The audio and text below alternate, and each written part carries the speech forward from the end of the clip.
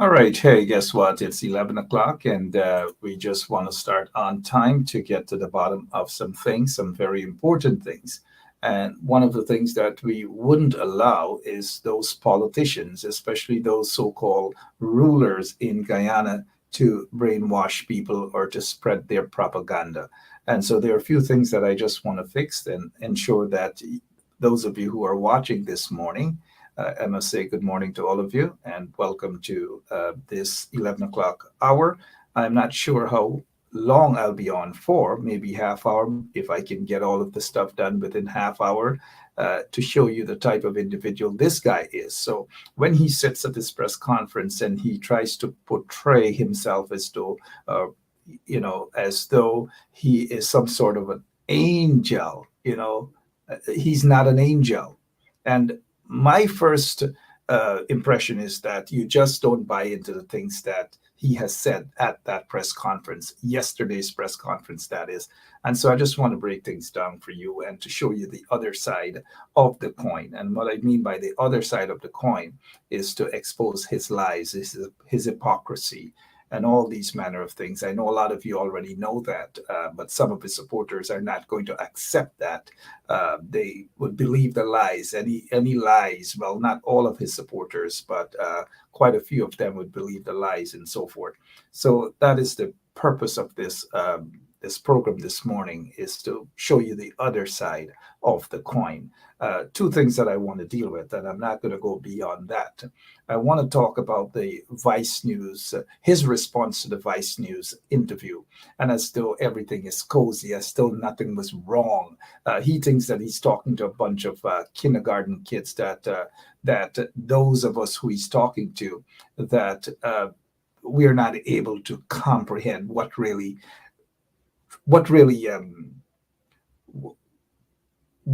came out, or what Vice News did to expose him. He was exposed. So what else do you expect? Do you expect him to come and sit at a press conference to say that he was exposed, that he was caught with his pants down? He's not going to do that. We can't expect him to do that, especially to sit and admit that a wrong was done. And so I want to divulge into those two areas. I'm not going to get into any other area. As you know, the commission, the farce of a commission of inquiry is on its way. They have selected some former judges. I want to talk about a couple of those former judges as well. And to let you know that it is indeed a farce. It's a political farce. That's just what it is. It makes absolutely no sense. It proves nothing. It doesn't prove that Jagdeo and the PPP, that they're innocent of any form of wrongdoings or allegations of wrongdoings of rigging an elections. At his press conference yesterday, he did mention that the Ben Shops of the world talked about the PPP rigging the elections, and as though that is wrong. So he got the impression that he has somewhat of the monopoly to talk about all allegations of rigging by the coalition. And when he says that, people must believe him, believe what he says. And so I just want to break these things down into pieces. And so this guy would not be allowed to get away with his lies and whatever else. So we will get straight into that. We're not going to waste much time at all. Thank you so much for sharing the link, but that's all I'll say for now. I'll be right back in just about maybe 30 seconds.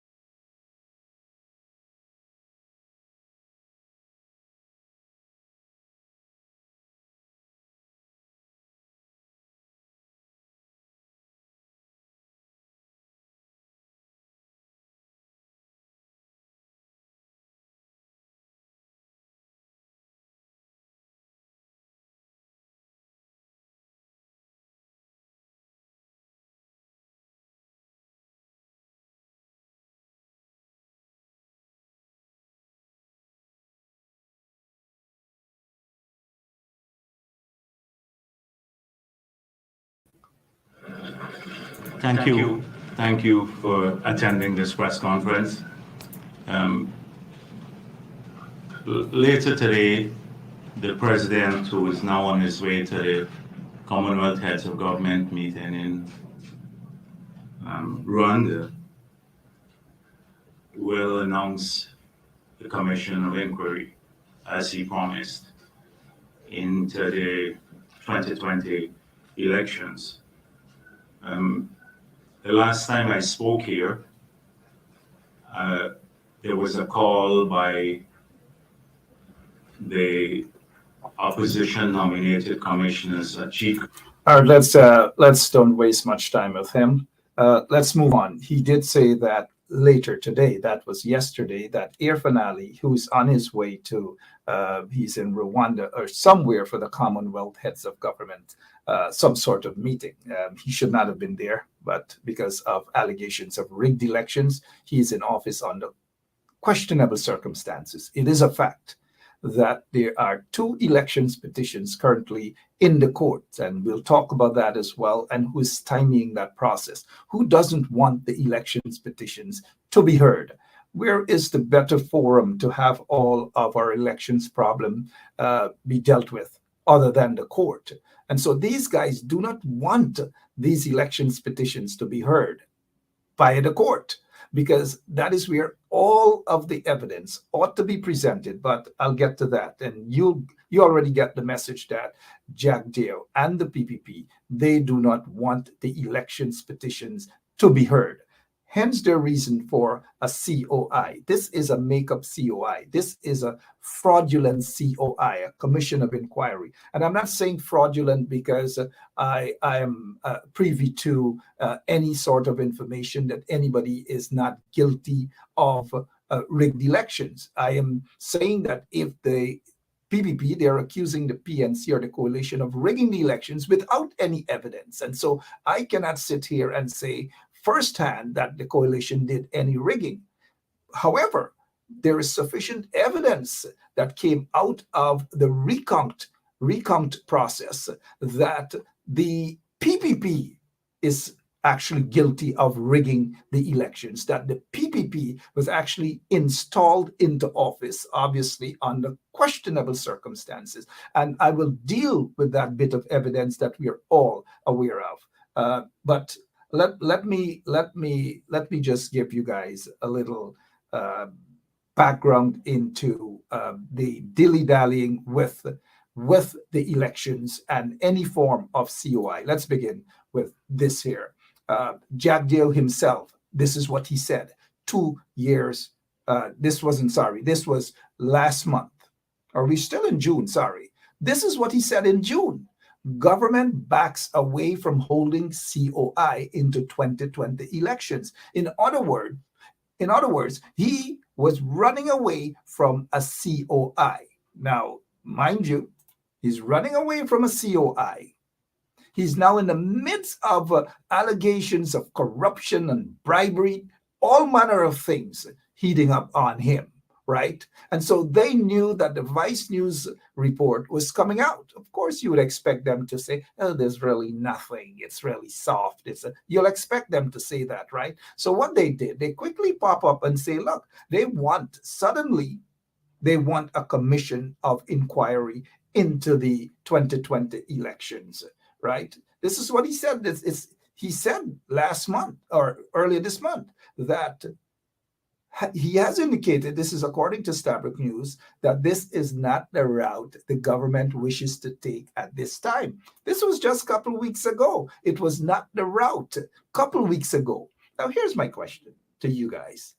If 2 or 3 weeks ago, it was not the route to go, right? If, again, I repeat, if 2 or 3 weeks ago was not the route to go for or with a commission of inquiry, why? And the big question is, why suddenly this is the route to go? Why suddenly? And that is what we have to ask. Why suddenly? And I want his supporters, his blind, loyal supporters, to understand, right? His blind, loyal supporters to understand. 2 weeks ago, it was not the route to go. Now it is the route to go.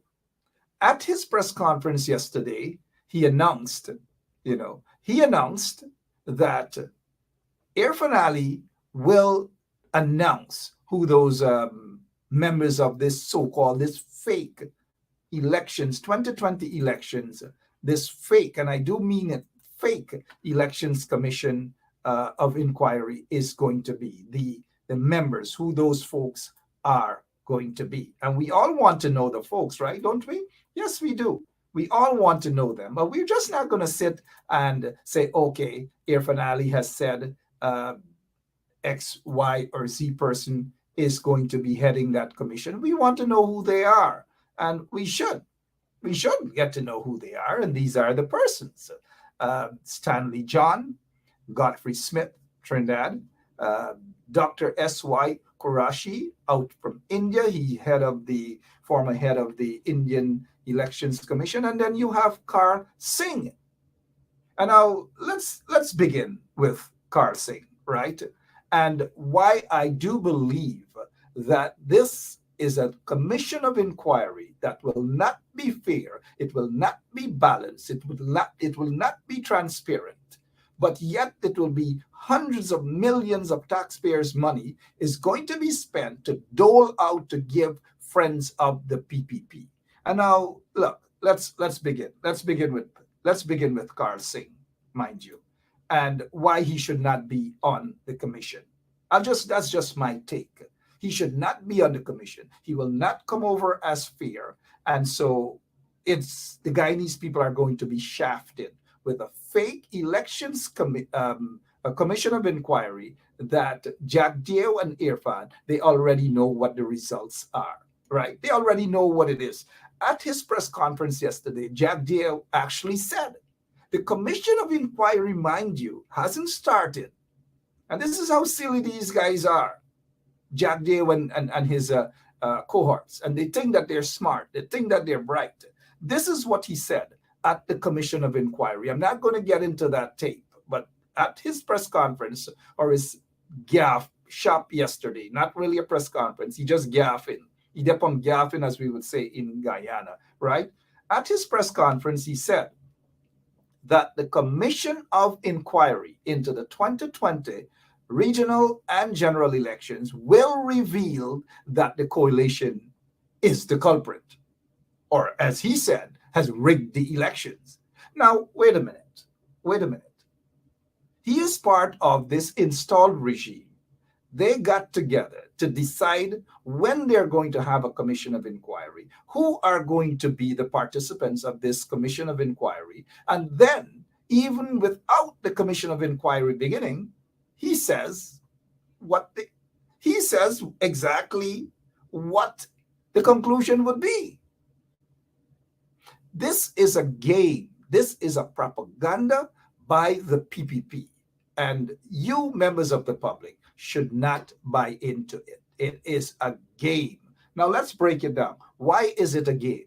It is a game for several reasons, but I know I promised to talk about Karl Singh first. Karl Singh was the acting Chief Justice. He got the position over Claudette Singh. Jagdeo chose Karl Singh. Then opposition leader Desmond Hoyt refused to support Karl Singh, right? However, he was acting Chief Justice, went over to become acting Chancellor of the Judiciary. And he has made some very controversial rulings, right? Some of those rulings, folks can say that actually mostly in favor of the PPP. Now, let's go. That shouldn't surprise you guys, though, right? This is Karl Singh. This is one of the, an important case dealing with Jagdeo, right? Singh strikes throws out Jagdeo's race baiting appeal case. There was a race baiting case that was brought against Jagdeo. I think the person probably took it to the appellate court, and Karl Singh ruled in favor of Jagdeo. And now, judges can rule in favor of whomever they want to, but the ruling in favor of the PPP, in favor of Jagdeo, seemed to have been consistent as it pertains to Justice Karl Singh. But I want us to move on to something else first. Let us look at this. This is the Guyana Times, the PPP propaganda mouthpiece. Look at this headline. It's a letter to the editor back in 2008. This headline says, "A disservice done to Justice Karl Singh." In other words, what the letter writer is saying is that Karl Singh was supposed to have been confirmed as the Chancellor of the Judiciary. He was not. And so he sat in that position for quite some time. He sat there for quite some time and nothing really happened. I bet you probably wouldn't know who actually wrote the letter.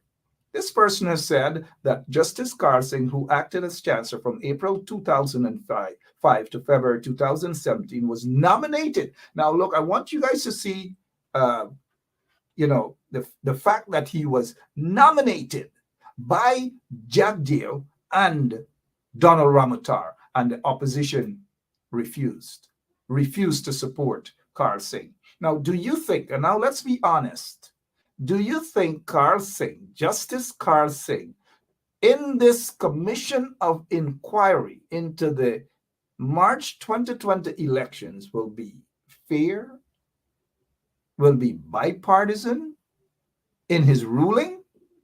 I doubt that. And I know a lot of you may probably agree. But I doubt that. I actually doubt it. There's not going to be any fairness coming from Justice Carl Singh at all. Based on the evidence I'm presenting to you guys, mind you, I'm presenting evidence and my opinion.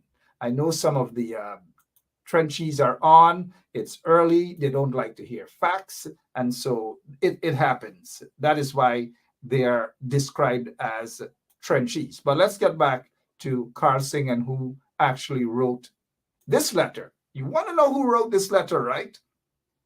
Good. Dated January 12, 2018. Manzoor Nadir. Oh, yeah. Manzoor Nadir. Again, Manzoor Nadir, batting for Carl Singh. This letter, he says, a person acting for 12 years could not have been an issue of competence. What was done? Whatever the reason for non-consenting was mean to Justice Carl Singh. Sincerely, Manzoor Nadir. So Manzoor Nadir is saying that the opposition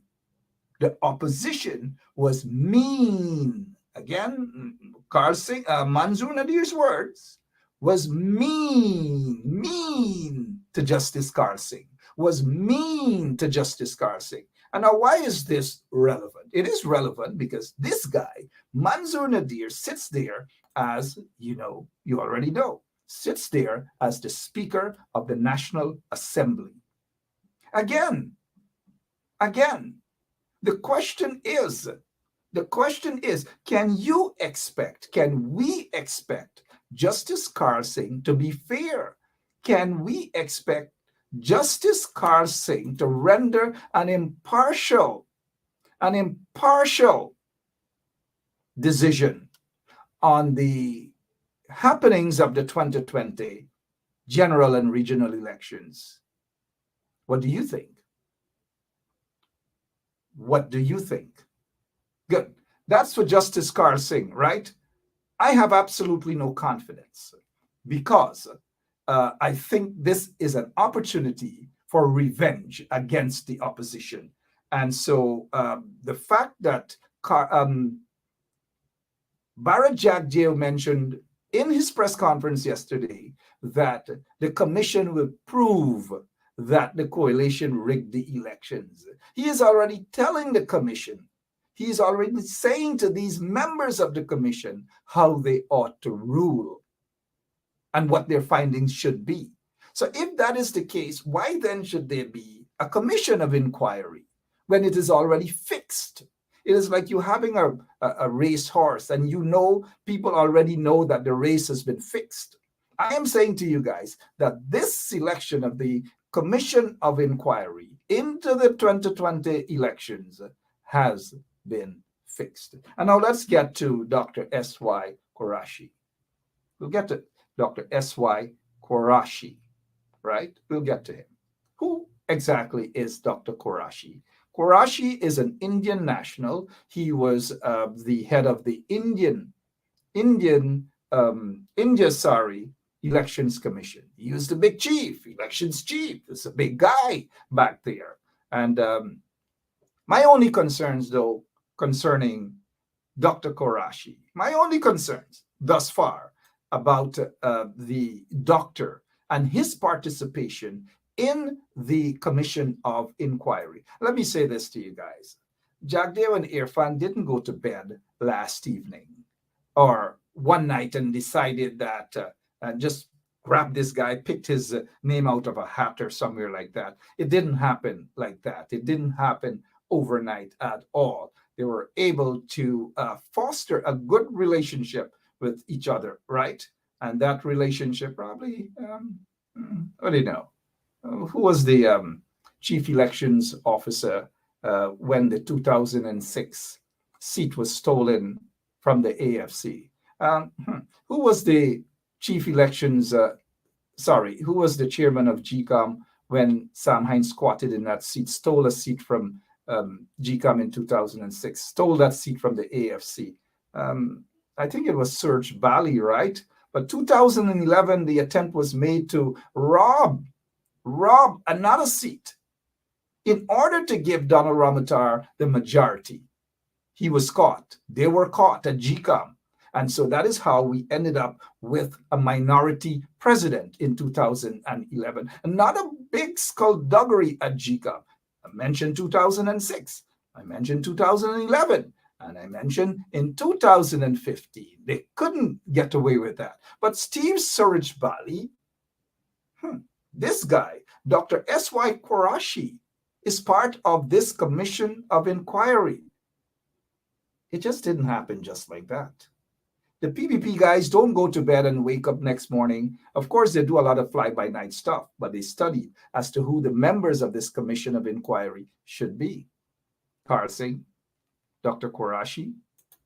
And now look, Dr. Qureshi in 2016 was happy, excited. He met with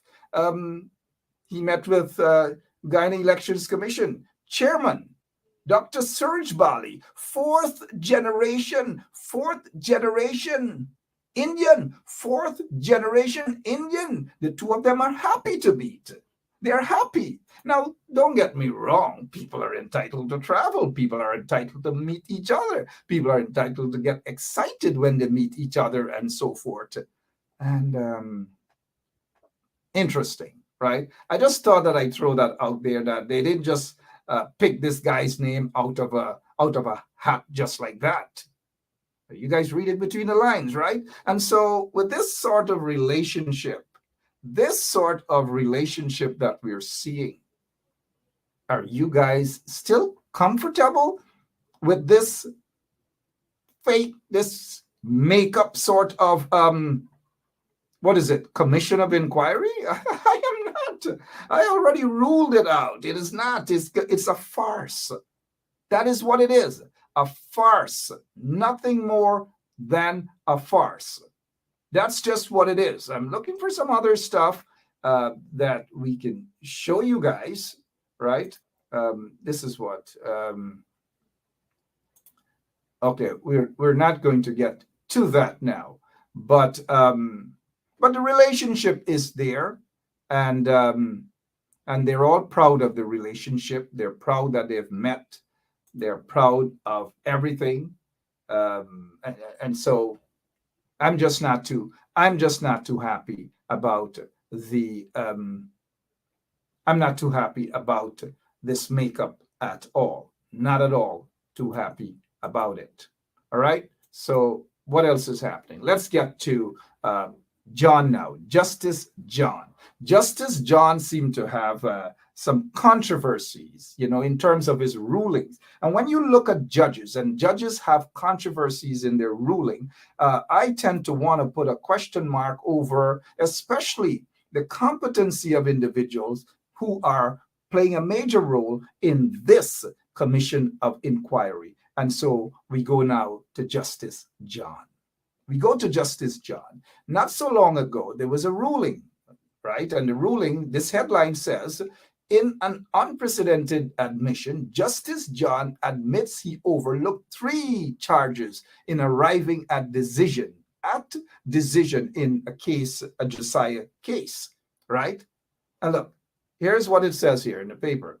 After making what many see as an unprecedented move, High Court Justice Stanley John is expected to return to Trinidad after a short temporary stint in Antigua and Barbuda.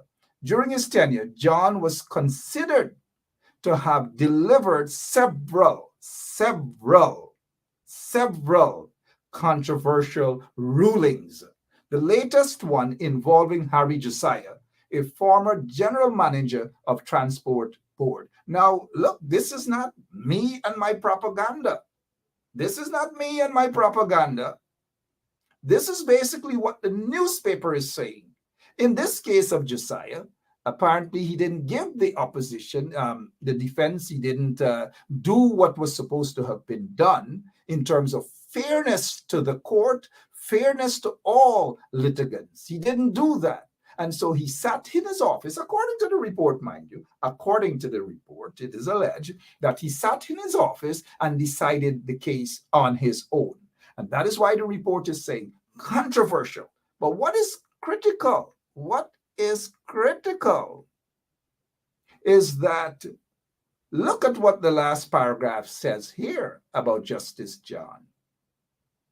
During his tenure, John was considered to have delivered several controversial rulings, right? Several controversial rulings. Stanley John, there he goes. Look, I'm a little bit bothered about a judge who sits in his chambers or her chambers and render a decision without proper due process, without following the laws within that governs the judicial system. He didn't do that according to the report. And that is why I'm uncomfortable with Stanley John as well. I've given you my reasons why I'm uncomfortable with Carl Singh, Quarashi, and now Stanley John. But later, I will give my reason why I'm also uncomfortable, with Godfrey Smith. But for now, what else can we deal with concerning the elections and the Commission of Inquiry? We say that the Commission of Inquiry, he is just out on a mission to prove that they haven't done anything wrong. That is the only mission. And they want to ensure that there is a forum, that there is something that even if they can set up to go out there to say to their support base and to say to some members of the international community that they have done nothing wrong in the elections of 2020. That is not true. And people are not going to buy into that. Sensible people are not going to buy into that. You guys who are watching this show right now are not going to buy into this Commission of Inquiry. Because again, as stated earlier, it is a farce. It is fake. It is set up. The game has already been set. The results have already been set. And nothing fair will come out of this. Absolutely nothing at all. It is money for the boys. This will cost taxpayers of Guyana over $250 million. Just like the amount of money wasted in the Linden Commission of Inquiry, and that was hundreds of millions of dollars. This here is going to be more, because to bring this guy, Dr. Quarashi, from India, all the way from India, he is not going to be charging pennies. He's not going to be charging $10,000 per day. It could very well be $20,000, $25,000, $30,000 per day, US dollars, that is. So this is going to cost a heck of a lot of money, right? Now, again, I'm just not comfortable with this at all. Now, this Commission of Inquiry, why is it so important to Jagdeo and the PPP? Why is it so important? Like I have outlined earlier, it is important because they want a forum where they can prove. They can set things up, they can cook things up, and they can prove. But we're not going to buy that. The elections petitions ought to be heard in the court. And in the court is where we will get all of the evidence. I don't want Jagdeo to tell me that Norton's body language talks about SOPs. All of the SOPs are in the court. They can be heard via the elections petitions. But who is stymieing the process? Who? Not Norton, not the coalition, but who is stymieing the process? Not the bench cops of the world, or not the Sherrod Duncans of the world. Nobody else is stymieing the process but the PPP. Hence my reason, and I keep asking this question. And I will continue to ask this question. The question is, what exactly? The question is, why is Jagdeo and Irfan Ali and the PPP, why are they so afraid of the two elections petitions? Why do they keep stopping the court from hearing the election petition? Every time there is a matter, the Attorney General jumps in and files an appeal to stop it. They want it to be stopped. They want it to be kicked out. They want it to be prolonged for as long as possible, just as what happened with the 1997 general and regional elections petition that was heard over 4 years after. And I'm saying this to you. We don't have to just go to a nursery school or the university, the fake University of Iflat, right? We don't have to go to those schools to have common sense. If they're not afraid of anything, as Jagdeo claims, then why are they stymieing the process? Why are they stopping the elections petition? Here's what's going to happen. At the elections petitions, every party will have to submit their SOPs and all of the evidence in the court of law, not outside of the courtroom through some makeshift commission of inquiry where they handpicked, right? Their folks handpicked their folks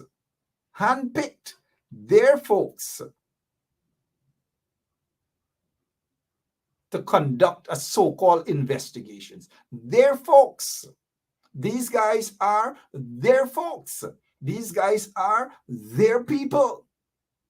These guys will render a decision in favor of who is paying them, who is putting them up, who is going to give them a fancy car and a driver and security to move around in Guyana with sirens and all manner of things. Now, Jagdeo has said that people with evidence will be summoned. People like whom? Here is where, again, it is wrong. Jagdeo and the PPP have charged, right? Have charged several persons, not because of any evidence, but because they wanted, their intention was to divert attention. And so they grab all these people, Llewellyn Field, Clement Mingo, Roxanne Myers, Enrica Levan, and Sofrin February and so forth, Valda Lawrence, Carol Joseph, and charge them with electoral fraud. No evidence, none whatsoever. None whatsoever. This matter, their matters are before the court. Now, if the court has not adjudicated on this here, there was no decision, and every time these people go to court, every single time these people go to court, you know what happens? The court is wasting their time and a waste of taxpayers' money to persecute these people with no evidence. Every single time these people go to court so that this case can start, guess what? They can't start the case. The prosecutors or whomever, they don't show up. They keep putting it off. Over 2 years now, they keep putting it off. That's what they keep doing. Now, tell me, who exactly can they summon? Can these retired judges in this fake commission of inquiry, do they have the powers? Well, I know they're going to say, if I'm going to say he gave them presidential powers and they can in this commission of inquiry, they have all the powers of judges. Well, that is where it comes in. Someone could take this to court. Take this commission of inquiry to court. Block it. You block it not because you have anything to hide. You block it because it's a farce, it's unfair, and it's unjust, because there will be no one going. And they shouldn't have the power to subpoena anybody to this here at all. Mind you, right? That's just my opinion. Now, you have key people that they claimed have participated in the rigging of elections. Their allegations haven't been proven as yet. These folks go to court all the time, and then there's nothing coming out of this. Now, you know, when people go to court, what happened, right? There's a thing that's called sub judice. And it simply means under judicial consideration and therefore prohibited from public discussion elsewhere. The cases were still sub judice. It simply means that these folks, Roxanne Myers and others who have been unjustly charged, cannot say anything at all. So it will be illegal for them to be summoned to this makeshift, mind you, makeshift COI. So who is really going to go there? Who is going to say what? I hope Roysdale Ford is watching, and or maybe some of the other lawyers in the coalition can challenge this fake COI, right? A sub judice. You can't. Roxanne Myers, Lowenfield, Mingo, and others, including Valda Lawrence, they cannot say nothing, anything at all, until their matter is over. The sub judice rule simply means that when a legal matter or controversy has come under the jurisdiction of a court, nobody, including the press and other media, should interfere by publication or public clamor with the court's proper handling of the proceeding. Simple as that. So this whole thing about an elections commission of inquiry is fake. It's farce. It's a propaganda by the PPP. And it's basically to divert attention from the real issues affecting Guyanese: bad governance, corruption, allegations of bribery, racism, and all manner of things. That is why Jagdeo and Irfan Ali decided on this circus of a commission of inquiry. That's my opinion on that. I'll give you my opinion on the Sioux Gate and what Jagdeo is doing again to divert attention, to make himself appear clean when there is a possibility, that he may not be as clean as he wants us to believe that he is clean. So we will be back shortly. Don't go anywhere.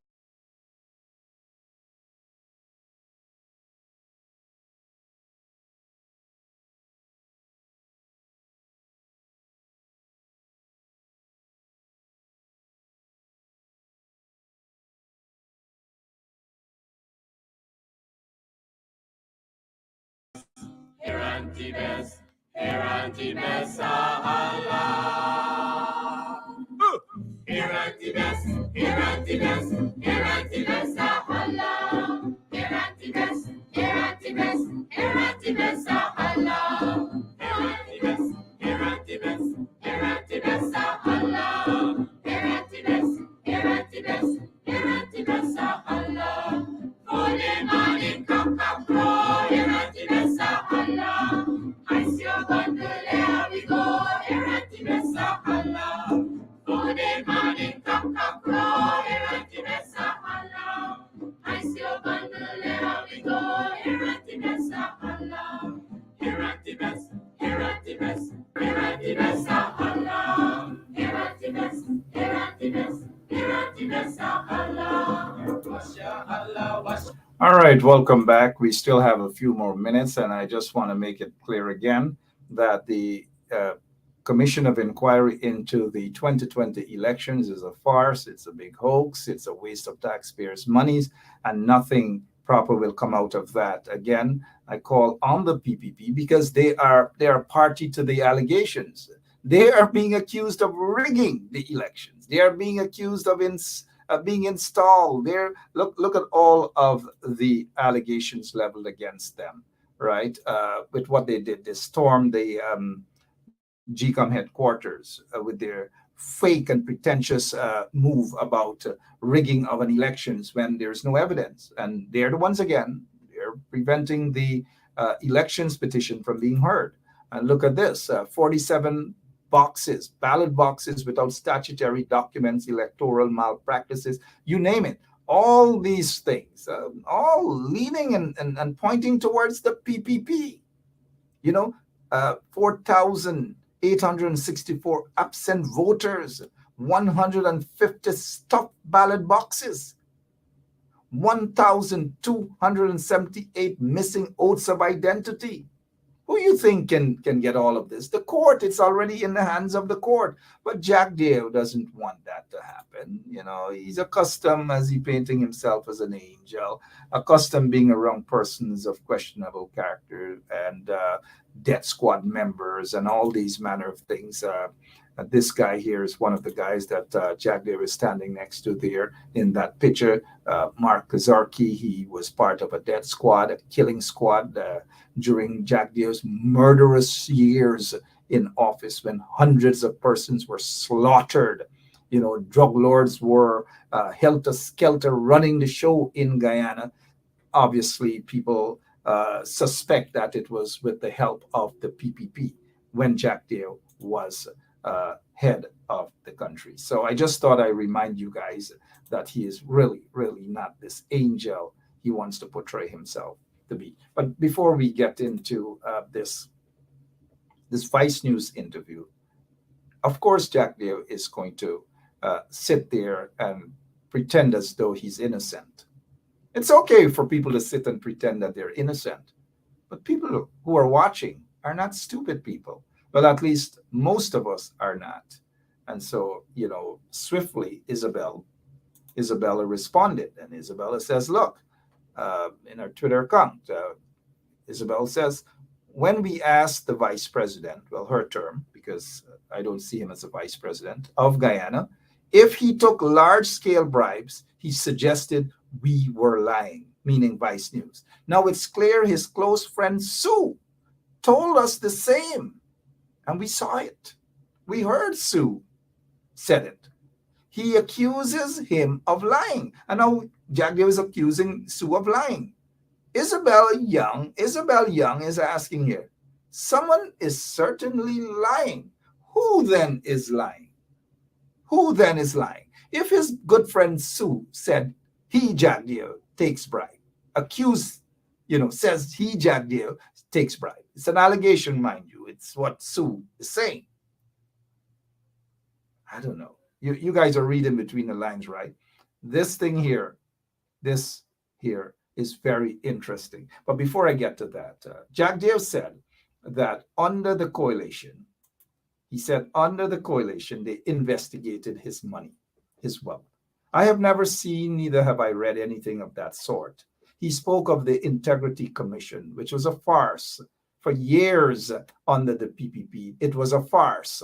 He tried to give the impression that under the coalition, they disbanded it. That's it. They didn't want anything to do with it. That is not true. That's a lie. Hopefully Norton and them will deal with that, right? But that's a lie. For years, the Integrity Commission was saddled with a bunch of incompetent individuals who were afraid to ask Jagdeo for his, submit your documents. And for years, they have not submitted anything to the Integrity Commission. So for him to hold on to the Integrity Commission as though it is something like a Bible or a Quran or a Bhagavad Gita or something that people got to hold on to with some sort of value, when he himself has no value, no respect for members or even the constitutional agency of the Integrity Commission. Now he talks about his bank account and everything, and Sue pays him his thing, and the bank knows where he gets his money from. I'm not sure that the bank knows all of that, but the public needs to know that. How come a man who was filthy poor, lived out of a little shop out in Kitty, a little mango selling shop out of Kitty, suddenly is one of the richest men in the Caribbean and probably in the world? But we'll get it. He said that there was an investigation and it was proven that he's just, he works hard for his money and everything is transparent, and that Sue went into his home and they tried to catch him inside of his home and they couldn't do it. Who said that they didn't? Show any prosecutor in the United States of America that. Show any prosecutor that. He tries to say that it was an entrapment. And mind you where he was coming with that. It is if the matter comes up, such a matter comes up in a U.S. jurisdiction, then he can use that term. It was an entrapment. They tried to entrap him and it didn't work. It didn't work. Now, he knew that Sue was bringing so-called business people over to him. He knew because he lives a stone throw from Sue in his house that he bought for almost $1 million US. I'm not sure that the bank would question him. Do you think GBTI would question him? Do you think Republic Bank would question him or any of the banks questioning him where you got your money from? where Sue works. He said that he doesn't know where Sue works. He said that he doesn't know how Sue makes a living, but yet he accepts money from Sue. Yet Sue lives in his house right next door to him. Isn't that convenient?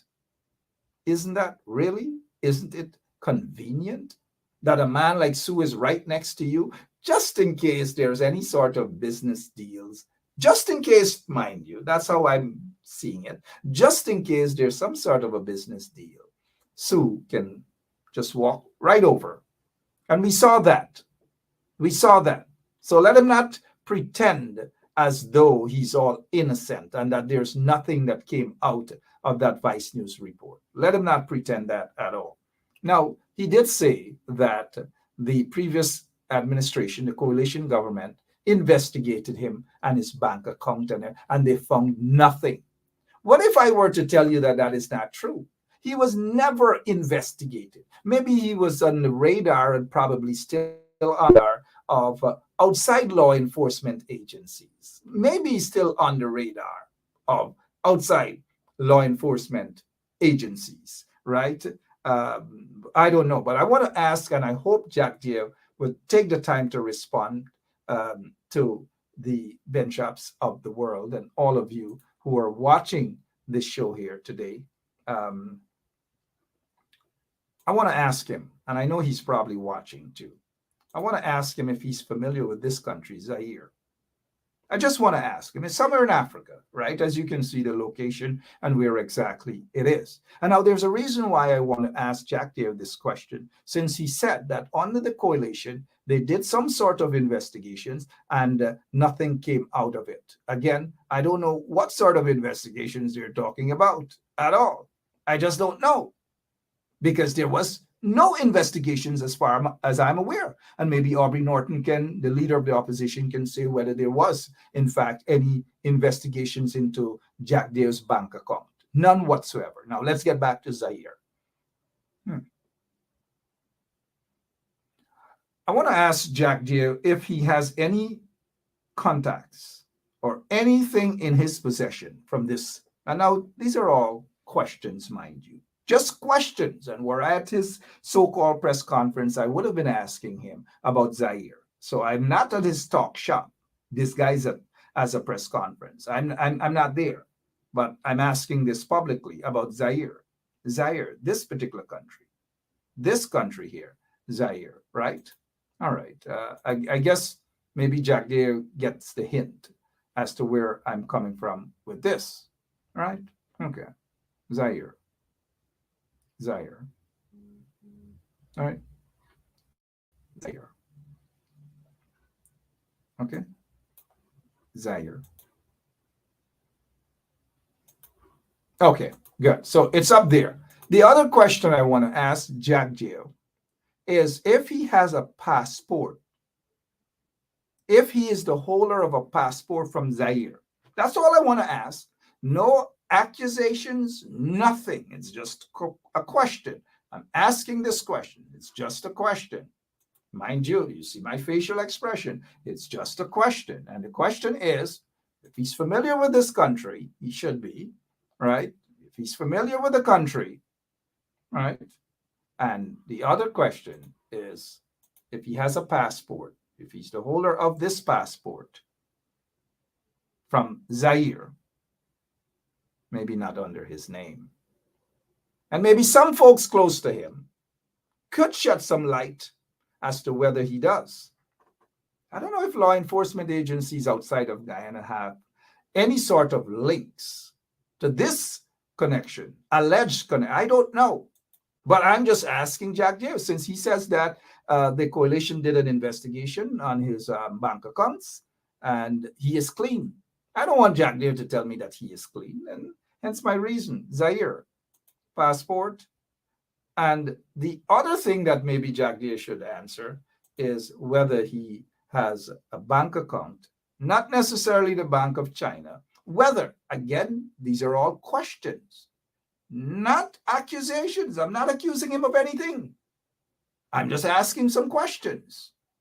Whether he has a bank account, not necessarily in his name. Well, of course, if it's not his name, he's not going to say he's linked to a bank account in China or so forth and so on. And that is what is of interest. And I want Jagdeo to answer those sort of questions about whether he has a bank account in China, whether it's in a different name, and whether he is familiar with any passport from Zaire, whether he knows or whether he has a passport from Zaire, under a different name. I'm just asking a simple question, a simple question. And now let's head back to Sue.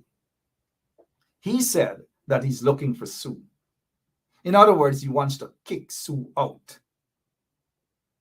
You think that he is going to be looking for Sue and he can't find Sue?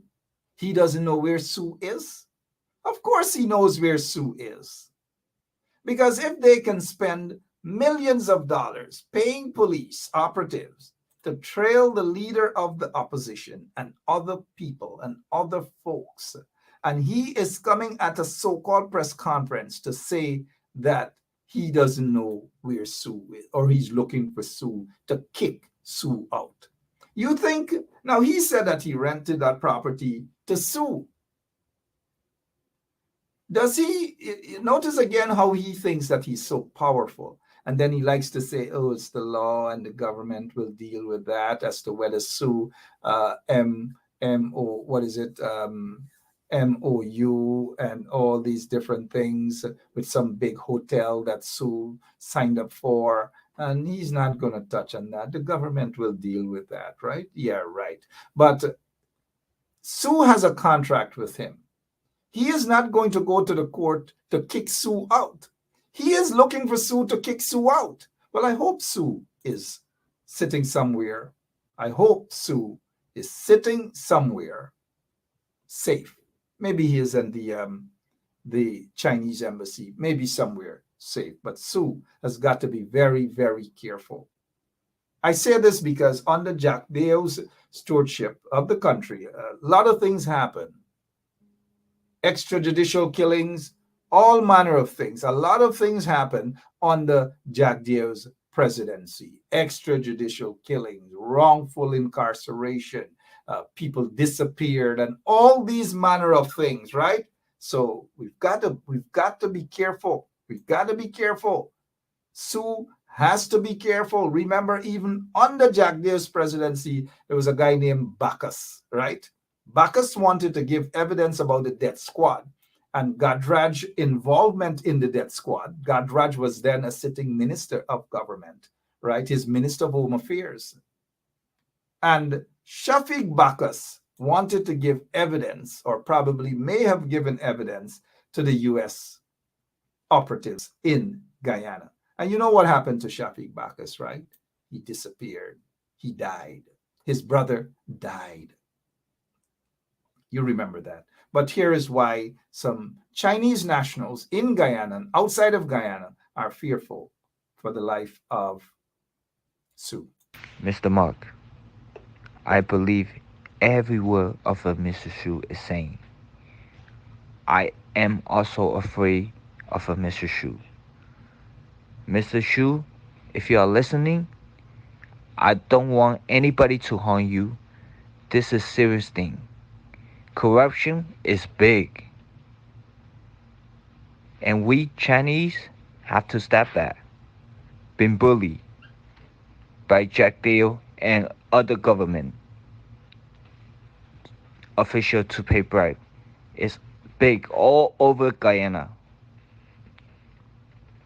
A Chinese to pay by bribe. Mr. Shu, I hope you to stay strong. Do not. We respect and salute you for your bravery, for coming out and speak against corruption in Guyana. Thank you, Mr. Shu. We appreciate you, Mr. Mark. 马克，我相信每一句苏先生说的话。我现在很担心苏先生。苏先生，如果你在听我说话，我不想任何人威胁你。圭亚那政府腐败很严重，这个是很严重的事情。我们中国人必须停止被那些政府用武力行贿。苏先生，我希望你能继续你的发表，也希望你在新的一年万事如意。All right, welcome back.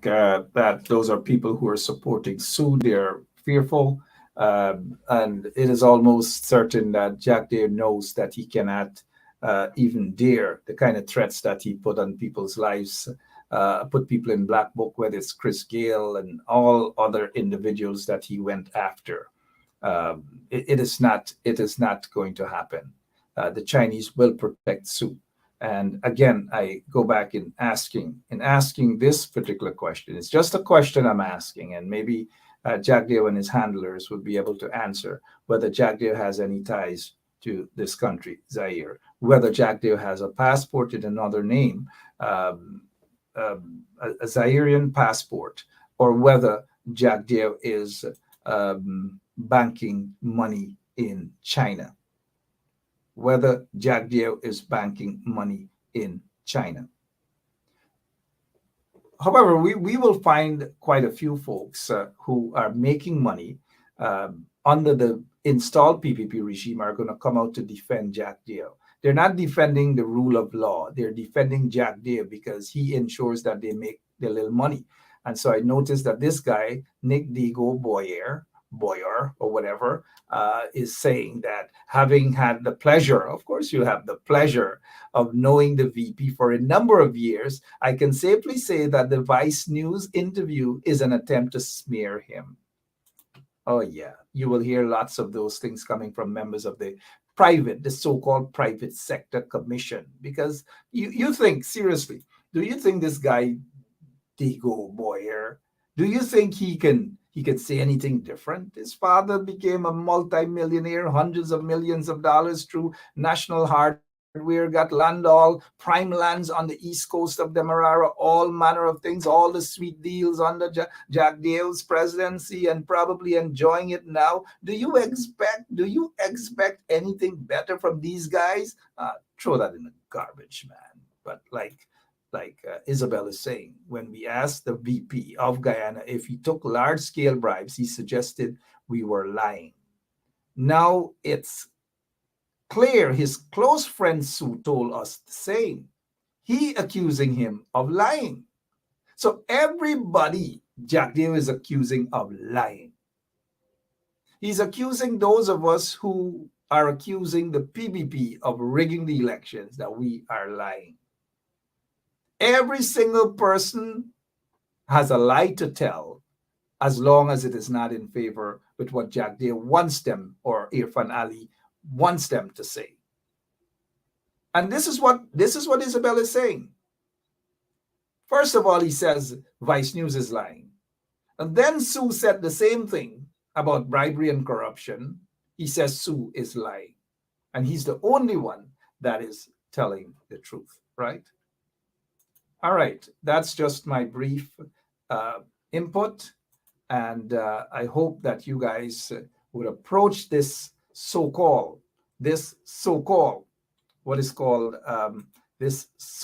commission of inquiry with no seriousness, because it's fake, it's a fraud, it's about propaganda, and it's about money or monies for the boys. That is what it is. Monies for the boys. Hundreds of millions of dollars will be spent on monies for the boys. Again, monies for the boys. The big boys will be making a heck of a lot of monies. All right, so that's it for me on this. That's just it. I'm looking at some of your comments, but I am just thankful for your time, thankful to be here with you guys, and hopefully I'll see you guys later on this evening. If not, I'll just probably ask one of the guys them to sit in, or we will just do a rebroadcast of this if I'm unable to be on. But I hope you've enjoyed this afternoon's program, or this morning, sorry, but telling the truth, the whole truth, and nothing but the truth. And hopefully Jagdeo can stop his lies and his propaganda and so forth. And hopefully he'll say something about Zaire. And hopefully they will stop persecuting these individuals. All of the charges of those guys on top, whether it's Brassington, whether it's Ashni Singh, whether it's Nandalal, whether it's Irfan Ali, 19 fraud charges, or even Claudette Singh, and all these people, charges were withdrawn. But look at those folks at the bottom, are still being persecuted. Even James Bond, James Bond feel as though they like you. James Bond, they don't like you. They don't like you. They're persecuting you all because you buy some little piece of lawn, James. Right? They're persecuting you. Right, James? Meanwhile, everything happening in the country. Maybe that's why the congressman said what he had to say, and they were all upset. They were upset. They get upset when people speak the truth. And Jagdeo and them will get upset because what we spoke about today is the truth. Nothing but the truth. That's what it is. All right. I'll see you guys. I'll see you guys later. Have a great rest of the day. God bless you all. And keep praying for Guyana. Keep praying for Guyana. There are people who are protesting right now. They were protesting in front of the special branch, and special branch is headed by someone under questionable guy, right, at special branch. And then we're hearing now that there's going to be an acting chief of staff, another questionable character. And these guys want us to believe that bright days are ahead in Guyana. Not at all. Absolutely not. Stay strong. God bless you all. Here at the best,